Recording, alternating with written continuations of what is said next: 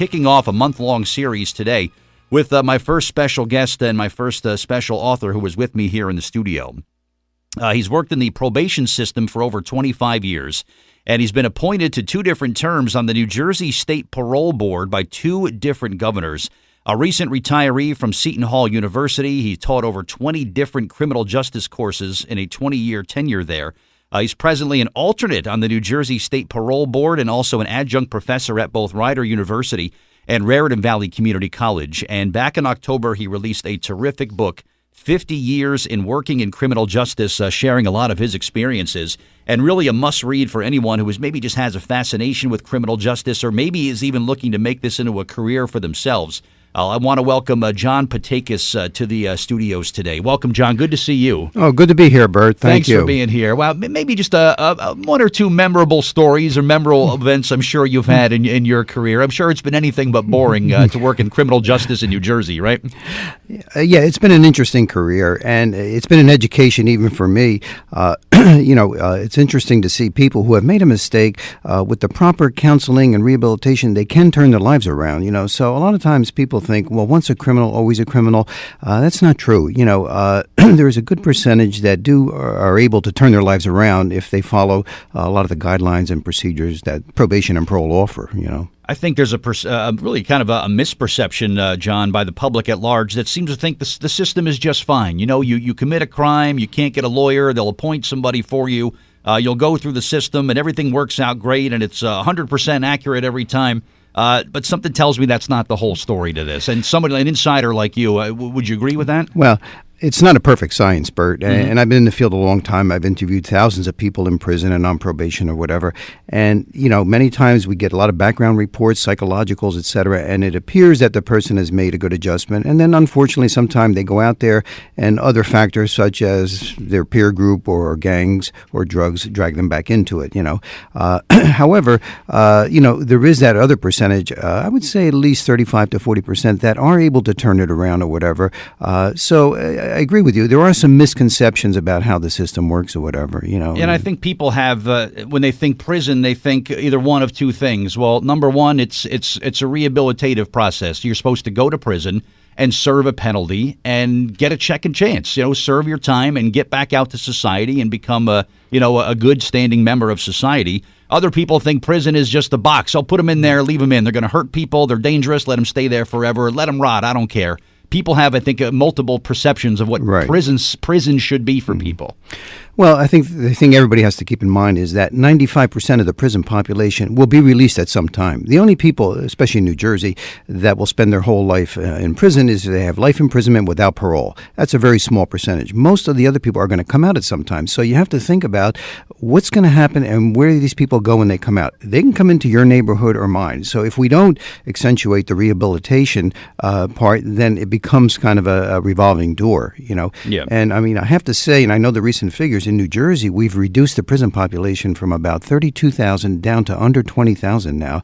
And that's because closer scrutiny of the cases and also more other reentry programs, halfway houses, drug counseling, rehab centers, et cetera. So we've set the tone here in New Jersey about, that whole thing about reentry. Sure. And then unfortunately, there is a percentage of population that is so dangerous that they have to be incarcerated, but that's really a smaller percentage. Now, talk about, if you would, you served as 2 terms on the New Jersey State Parole Board, and I'm guessing that there's certain criteria that you, I guess, have to follow when it comes to maybe granting someone parole or not. And take us on a little ride with that, what that was like for your years serving our state under 2 governors, by the way. You were appointed by 2 different governors, so yes. Obviously they had faith in you and believed you were going to do the right thing for our state. Talk about what that was a little bit like and some of your experiences with that. Yeah. Well, it's not just a thing of you look at the offense and, that person should stay in prison. No, the judge made the decision to sentence them, so he or she knew that they'll be eligible for parole at a certain time. So we don't change the sentence. What we evaluate is the person now a risk after they've been in prison and it's their first eligibility. We have a wealth of information to review: the original complaint, the reasons for sentencing from the judge, risk factors. A psychological report is done on everybody months before they come up for parole. There's a risk assessment form. So all these indicators, reports from the prison, help us to determine. Then we sit down in an interview, and it could last anywhere from 20 minutes to a half hour to even longer, and trying to evaluate them, what their plan is. There's a form also that has to be filled out. You can't just, it's not just yes or no and that's it. If we deny them, then we have to list all the reasons for it, and then give them recommendations what they should do when they come up next time to improve that the second time around.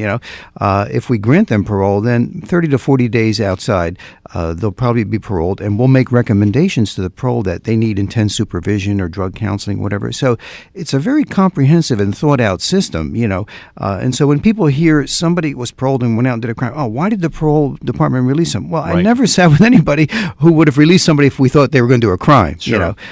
So again, as I indicated, it's not a perfect science, but we give it our best educated prediction. Does gut feeling or instinct play a role in this at all? I mean, I don't think you got up and, oh, I'm in a great mood today. I'm going to let a lot of people out. Or, you're driving to work and your wife, the coffee she gave you was cold. Oh, this is awful. Everybody's staying in jail today. That's not a factor, is it? Well, no, and it certainly shouldn't be. I mean, we go through a training program. We get monthly training sessions, et cetera, and our role is to be fair and objective and look at all the facts and make the decision. You can't personalize it. I mean, look, nobody likes to see somebody who's done a horrendous offense coming up for parole. But if they've met all the criteria in prison and the psychologist and everybody says they're not a risk and they have a plan when they go out there, then really the onus is to give that person the opportunity. Yeah. Yep. Our guest is Dr. John Paitakes today, author of the brand new book, 50 Years Working in Criminal Justice, is available now.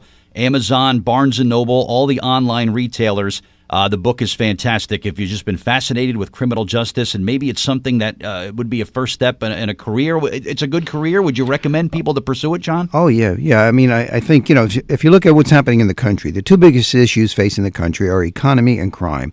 And so there's been an increase in the number of criminal justice positions or whatever. At the end of the text, I list about over 100 different career opportunities. Wow. And I give them the tips on how to best prepare for it and also the methodology of doing it, whether it's through testing, appointment, internships, et cetera. So if they're really interested in the career, I think it's a good time for, criminal justice. Very good. And again, the book is called 50 Years Working in Criminal Justice, and we'll come back and spend some more time with the author, John Paitakes, coming up next. It is 8:49. We're back on Jersey Central on the new Talk Radio WCTC, the voice of Central Jersey. My special guest in the Procure studio is Dr. John Paitakes. Released a book in the fall called 50 Years Working in Criminal Justice. He has served under 2 governors in our state and currently serves as an adjunct professor and also an alternate right now on the New Jersey State Parole Board. You absolutely have to check this book out. It is available at Amazon, Barnes & Noble, and also I'll have some details very soon.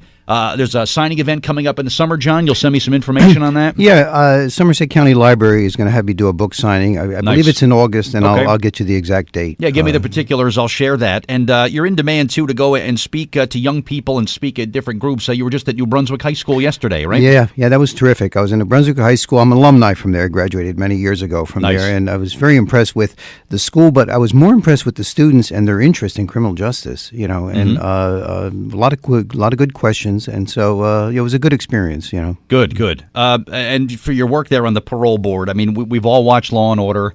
I've seen Shawshank Redemption 1,000 times, and you see where an inmate who is maybe up for parole walks into a room, and there's a panel of people at a desk. Everyone's all dressed real nicely, and they got their pen and paper, and the person sits down in front of them, and there's a Q&A, and then a decision is made. Is that close to how it's really done? Or take me behind the scenes and give me what a real review would be like. That's a very generic kind of thing. And again, you have to remember every state is different. Okay. So some it may be the whole board. Others it'll be maybe 4 or 5. In New Jersey, it's 2 board members. Okay? 2 people? Yeah, 2 of us. Wow. We sit and interview the person or whatever. It's a closed setting. Nobody else is involved in there other than a counselor and a correction officer and the individual. Most of them are done at a prison site in a conference room or whatever. We do maybe a third of them over video conference. So we have the video set up in the main office in Trenton, and then the prison also has one, so some are done that way. But again, the length of the interview can vary from, a half hour, an hour. I've been to one where it was all day long. On a murder case, it takes the majority of the board. Okay. So I believe there's 16 people, so there's got to be like 8 people, at least 8 people interviewing that person. That can go all day long because you really want to be sure and cover every single point before you consider parole on a very serious serious case like that. Does the line of questioning vary depending upon the offense? Well, we want to see that there's some redemption for what they did, and what have they done to correct whatever behavior caused them to do that? And do they know what the behavior was? Was it drug addiction? Was it some emotional kind of problem? Did they take the counseling to try and address it, et cetera? So we want to see that they've made some effort, and then in addition to that, we'll have reports from a social worker, from a psychologist, from the correctional staff or whatever. And truthfulness is very important in the interview. Even if they had a problem, we expect them to be truthful about it because we normally have all the information anyway. Yeah. And the other major important criteria is if they were paroled, what is their parole plan? Where would they live? Do they have any kind of job prospects? Have they prepared vocationally or educationally? Because the first couple months out of prison are the most riskiest for anybody. If you don't have a job or a place to go, what do you do for money? You're right. So again, we do have a line of questions. We have a form before us that if we granted them parole, we have to indicate, what the plan should be. If we deny them, then we have to indicate all the reasons for the denial. Gotcha. And it's also reviewed, Right. Oftentimes, if it's someone who's guilty of an offense where they harmed somebody, is that person present for the hearing or a family member just to kind of, are they ever witness the hearing there, or is that just sort of Hollywood stuff? Well, that could depend on the state. I believe some states do let the witness come in and testify. We don't here. However, several months before the interview, the victim will be called and told they have an opportunity to come in and talk with one of the board members who's going to do the hearing and express their concerns or whatever, And we review the procedure with them, and we tell them you will be notified of the decision afterwards. Gotcha. So they do have that input. There was a time where we were riveted to our TVs not long ago, and this was this parole hearing with O.J. Simpson. I know you were called upon to comment on that, and I think did that really give people an accurate depiction for the state of Nevada, obviously, how it's done there, and was that a really kind of bona fide? Hey, this is really how it works, and everybody gets the same sort of treatment. Talk about that when you watch that. Well, procedurally, I watched it or whatever, and remember, it can go a number of different ways in time. Now, again, two other board members, I was putting myself in the place of one of the board members, would have asked some additional questions, and he seemed kind of lighthearted through it.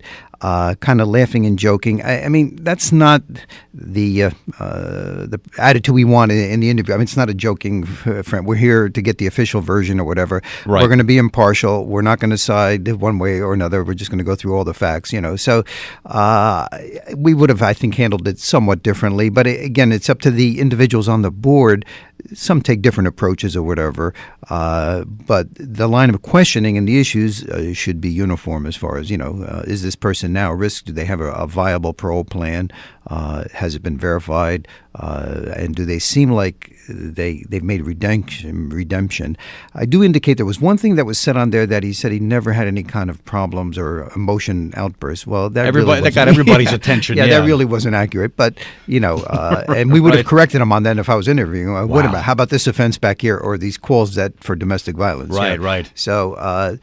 Wow. See, I had that on in this room on the TV on the wall there. I would have loved to have you here and just watch it together and just get feedback and comment from you as it was going on. That would have been spectacular. Well, yeah. That would have been great. I did an interview on Tier Talk, as I indicated to you. That's another radio program, but and gave my opinions. But Oh, that had to be great. Yeah. Facebook. I like your Facebook page today. Where can someone go to get more info on the book, John? What's the best way? Well, if I'm there presenting, I'm always, they can buy books directly from me. But Barnes & Noble, they can get it online within 3 days. They'll send it to them, and also Amazon, .com. If you take any of my courses, it's always a required text. Serious now? Okay. Oh, yeah. All right. Well, this is required reading for me, and I could put this away in a weekend or something, I think. Yeah, it's a quick read. Looks really good. Well, John, thank you so much for being here today. I know this has been in the works for a while, so I thank you for making yourself available. And you're kicking off a month-long series that I'm going to be doing here with great Jersey authors like yourself. So thank you for the time. And was this one of these things where you're just tired of hearing people say, John, you ought to write a book, or what got you going with this? Well, the 50 years was the big thing. When I hit the 50th year in criminal justice, I said, my God, this is a milestone. And I've thought about it for years, but when I was working full-time things and part-time things, it just takes a certain amount of time to do a book, almost a year. So that was kind of the motivating factor. And then I wanted to share my experience with students clients and others who are interested in the system. I look so forward to reading this. And thanks again for coming in. And good luck with the book and congratulations. All right. Thank you. Thank you for your time.